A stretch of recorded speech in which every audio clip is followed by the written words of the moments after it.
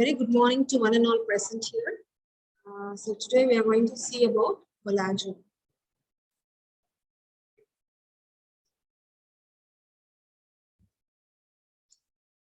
So this collagen, actually it is made up of two units. We have the fibrous substance and the ground substances, which comprise of the tensile strength and the compressive strength. So the fibrous substances comprises of your collagen, elastin, oxytocin, and inulin fibers. All these comprises of your tensile strength. The ground substances has the proteoglycans, hyaluronidase, lipids, and water.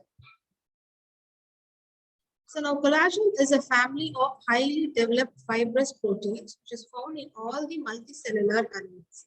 So it is the most abundant protein which has been found in the mammals, which constitutes about 25% of the total of the protein mass. So the collagen is the main fibrous component of your skin, bone, tendon, cartilage, and your periodontium. So moving on to the structure of collagen. So the collagen is composed of 3 polypeptide alpha chains, which is coiled around each other to form a triple helix configuration. Each helix is around 1.4 nanometer in diameter and 300 nanometer in length. So depending upon the type of collagen, the molecule may be made up of either 3 identical alpha chains or 2 or 3 different alpha chains. So these 3 identical alpha chains are called as homotrimers, and these different alpha chains are called as the heterotrimers. Same as homotrimers, different is the heterotrimers. Sorry. So the primary structure of this collagen, it has each polypeptide chain is type 1 collagen, which consists of 1054 amino acid residues. 90% of them are in the form of repeating glycine XY pattern. These two amino acids together with the glycine at every third residue gives a featured conformation to the collagen molecules. Now the secondary structure, in the secondary structure, the alpha chains, each forms an extended helix with a left-handed symmetry with 3 amino acid residues per turn. And the 3 polypeptide chains are then wound around each other to form the collagen triple helix in a rope-like fashion. So this triple helix has a right-headed symmetry. The entire helical structure is further strengthened by the interchain, which is called as the hydrogen bonding. So they have a N and a C terminal, which is called as the telopeptides.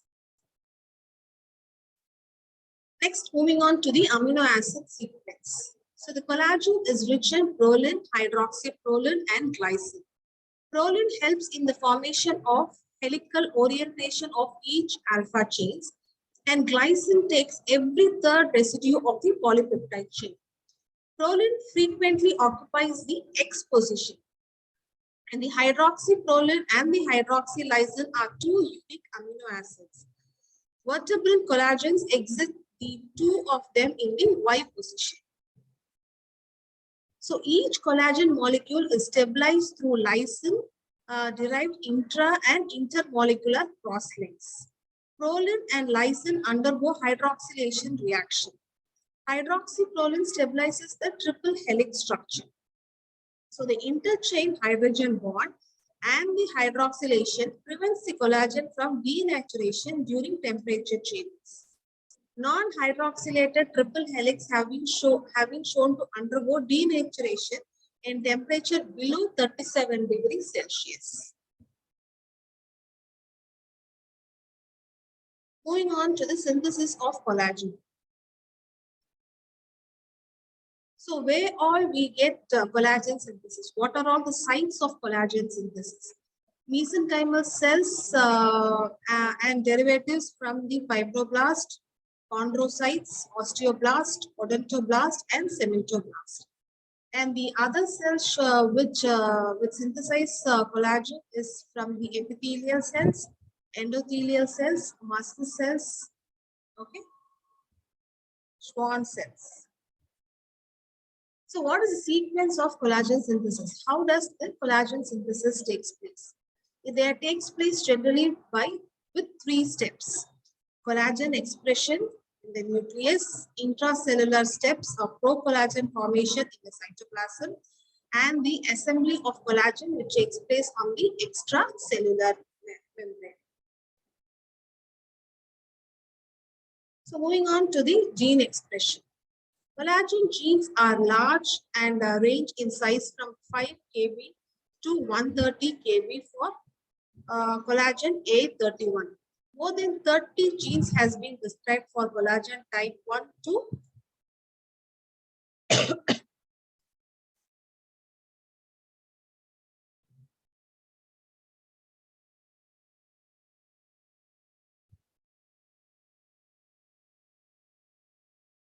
So moving on to the gene expression. So the three polypeptide chains of collagen molecules are formed separately under the direction of their respective genes.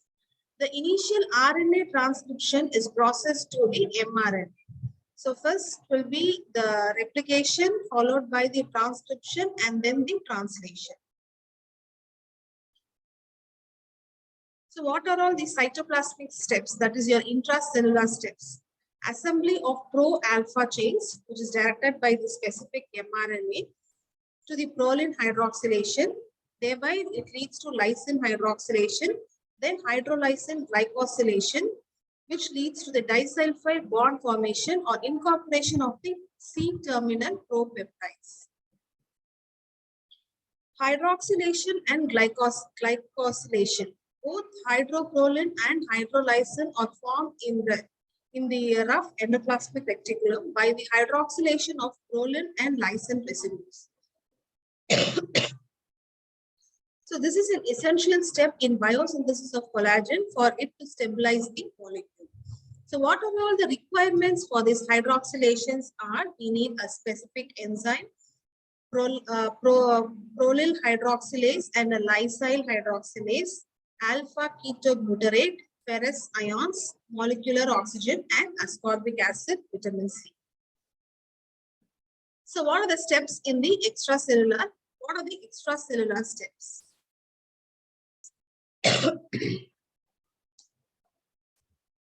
So the amino terminal extension cleavage. So the cleavage of the C and N propeptides by C and N proteinase. So this amino acid extension cleavage will lead to carboxyl terminal extension cleavage, which leads to the formation of the microfibril formation and lysine hydroxylysine terminal NH2 oxidation, which forms the fibril formation that reduces the cross-link formation and maturation of cross-links and reorganization of fibers.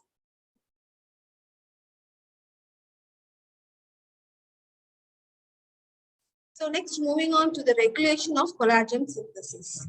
So collagen biosynthesis is tightly regulated during normal development and homeostasis in a cell and tissue specific manner. The gene transcription is the changes at the gene transcription stage are reflected by decrease in the mRNA level and unstable mRNA. Collagen gene contains CSI regulatory sequence, promoters, and enhancers. Gene transcription is regulated by binding of protein transcription factors to the sequences. Example, TGF-beta activates collagenase gene transcription through regulatory DNA sequence which binds to the nuclear factor 1. Post-translational modifications. Post-translationally, collagen synthesis is regulated by the extent of prolyl hydroxylation. Under hydroxylation, it results in the decreased stability of the collagen molecule, which is then degraded. So the correct amount of hydroxylation results in the production of stable and strong collagen fibers.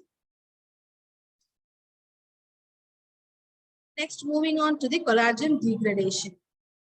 So the breakdown of collagen matrix is a key component of any normal tissue, which is undergoing morphogenesis and growth. But it is virtual that this process is kept under rigid control. Collagen breakdown is mediated primarily by the collagenase. So they are specialized enzymes which has evolved specifically to hydrolyze the collagens because their triple helical collagen structure is resistant to many enzymes. MMPs are usually secreted by the connective tissue cells, predominantly of fibroblasts, but are also produced by some leukocytes such as the polymorphonuclear neutrophils and your macrophages. So what is the mechanism of degradation? Pre-interstitial collagenases capable of degrading native collagen matrix fibers has been described so far. They cleave alpha-1 and alpha-1 at 1 and alpha-1 at 2 chains at glycine-leucine bond. So the cleavage of these susceptible peptide bonds results in the release of the cleavage fragments 3/4 and 1/4 of the original chain size. So the released fragment have a lower stability than the intact collagen molecule at a physiologic temperature, and therefore they become denatured and subsequently are degraded by other common body proteinases. So now next is the regulation of MMP action. The activities of MMPs are neutralized by inhibitors which is present in serum and tissues. A major inhibitor is the alpha-2 macroglobulin that covalently cross-links with the collagenase and other susceptible proteolytic enzymes and inactivates them. It binds to MMP1 and they stop their action. So the tissue which contains another group of inhibitors called the TIMP. They are tissue inhibitors of matrix metalloproteinases, which has been distributed in the body fluids and the tissues. Such members are described today are TIMP1 and TIMP2. So this TIMP is highly conserved glycoprotein which forms an irreversible complex with the MMPs via non-covalent interactions. It is usually secreted by the fibroblast and the macrophages. Moving on to the type of collagen. So it has been subdivided into 9 subfamilies: fibrillar collagen, basal lamina collagen, fibril associated collagen with interrupted triple helix network forming collagen, anchor fibril collagen, microfibril forming collagen, transmembrane collagen, multiplexin collagens, and other collagens. So now fibrillar collagen.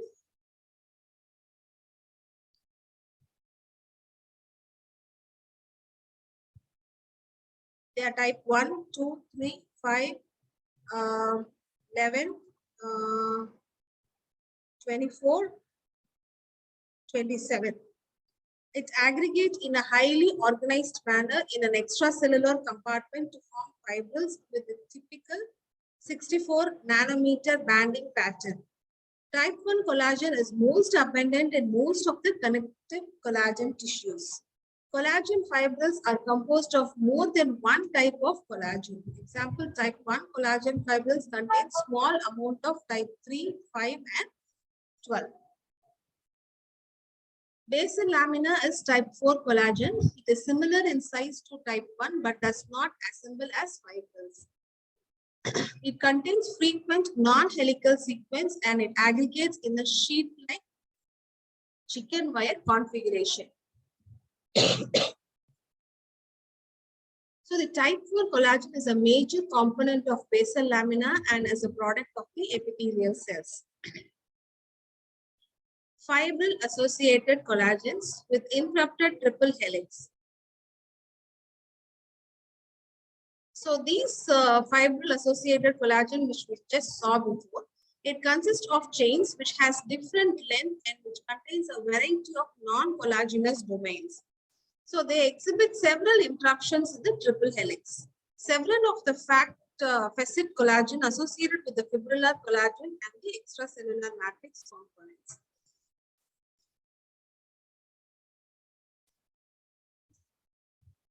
The type 19 collagen is found in the basal lamina and is important for the skeletal muscle differentiation.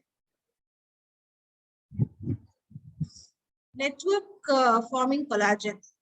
Type 8 collagen assembles into a hexagonal lattice, impart the comprehensive strength by providing a porous meshes.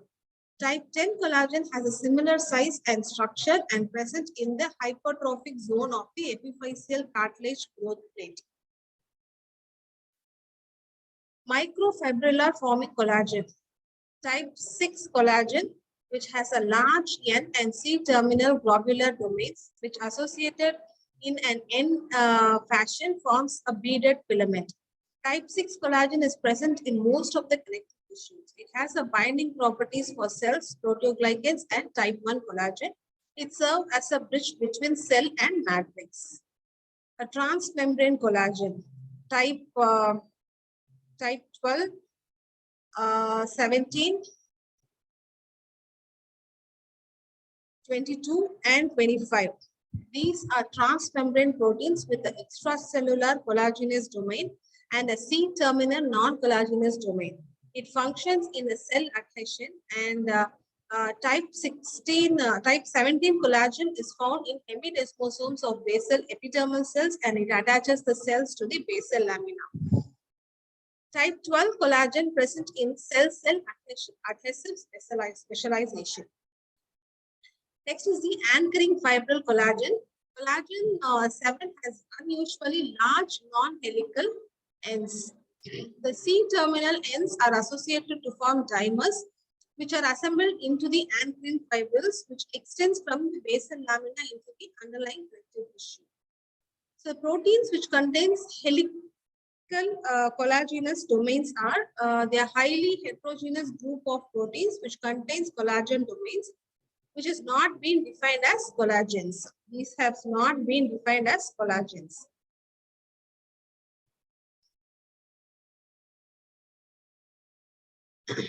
Multiplex collagen. They are type 28 collagen is a component of the basal lamina of the epithelial and the endothelial cells. It stabilizes the structure of the basal lamina. It has multiple interruptions in the central helical domain and a large unique C-terminal non-helical domain. Type 15 also has a similar structure.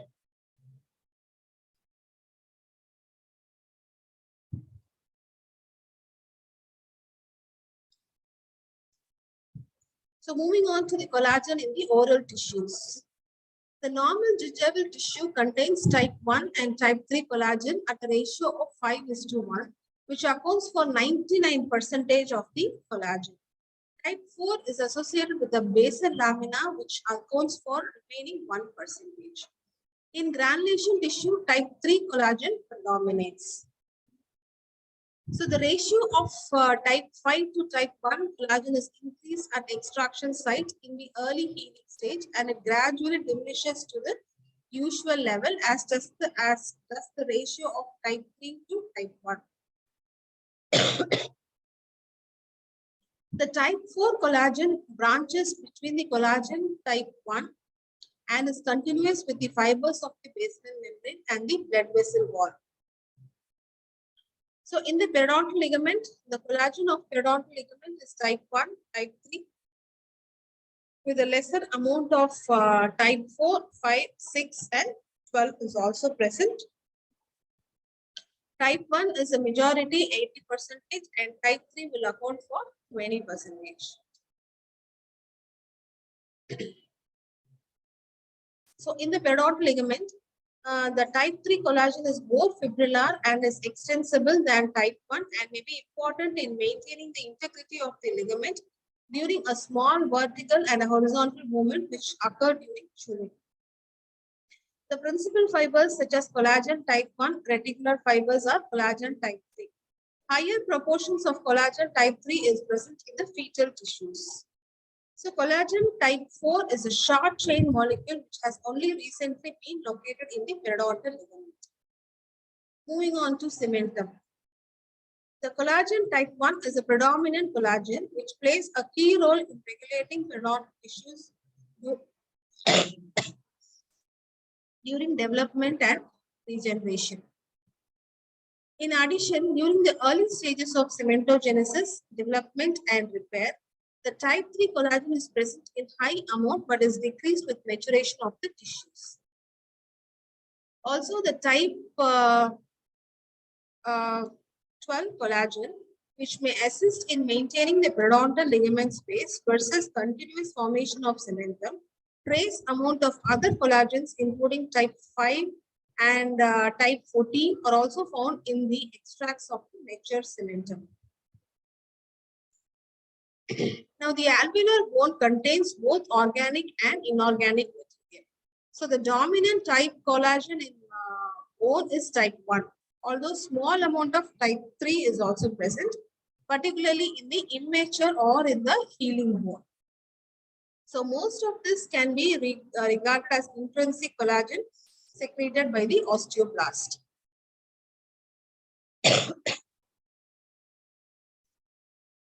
The mature dentin is made up of approximately 70% of the inorganic material, 20% of organic material, and 10% water by weight, and 45, 33, and 22% respectively by the volume. The organic phase is about 30% of collagen, mainly type 1 with small amount of type 3 and 5, with fractional inclusion of lipids and non-collagenous matrix proteins. So the collagen type 1 acts as a scaffold that accommodates a large proportion of the mineral in the holes and pores of the fibrils. Most of the collagen fibers in dentin run parallel to the pulpal surface. In the mineralized dentin, the collagen fibrils are of larger diameter and they are more closely packed in the predentin. So the collagen fibrils in dentin are not assembled into bundles as they are in many non-mineralized tissues such as tendon or the periodontal ligament. So the principal fibrous component of the dental pulp is type 1 collagen, although 3 is also present but in a minimum amount. So it is present as fibrils thinly scattered through the pulp in the young tooth. So their arrangement in pulp is irregular, except in the periphery where they became aligned approximately parallel to forming predentin surface. About 56% of the pulpal collagen is type 1 and 41% is type 3, whereas overall collagen content of the pulp increases with age. So the ratio between type 1 and type 3 remains stable and the excess amount of collagen organizes into fiber bundles.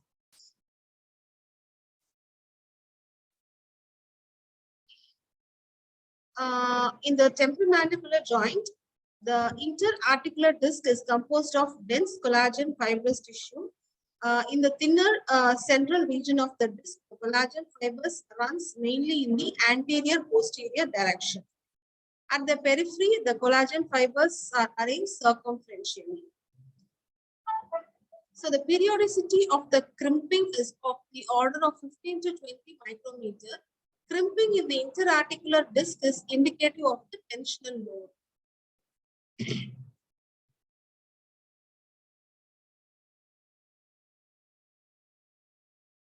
The type 4 and type 7 are the principal collagen of basal lamina.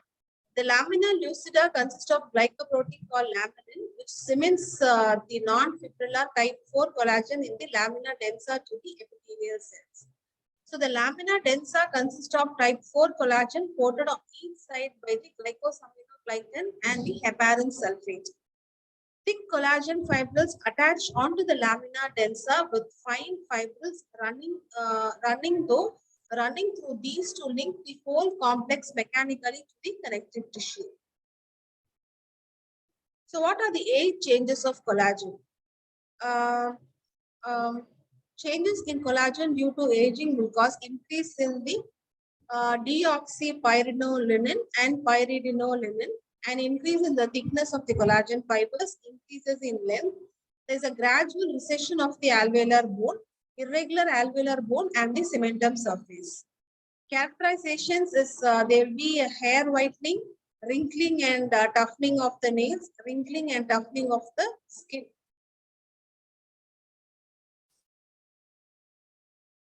What are the collagen disorders?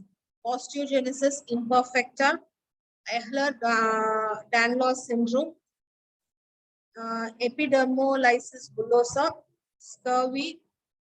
So what happens in diabetes?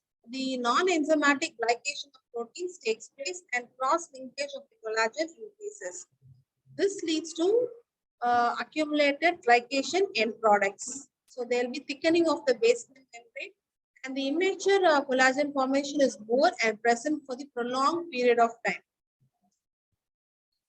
Repair and remodeling of the collagen doesn't occur, leading to loss of collagen integrity. So to conclude my presentation, most disease in higher animals involve collagen containing connective tissue either directly or indirectly. So the mechanism which regulate collagen synthesis have a direct bearing on the periodontal structures in which the connective tissue, especially collagen, undergo dynamic changes during periodontitis and drug-induced gingival hyperplasia. A balanced synthesis, regulation, and degradation of collagen ensures a healthy periodontal health. Any doubts? Thank you.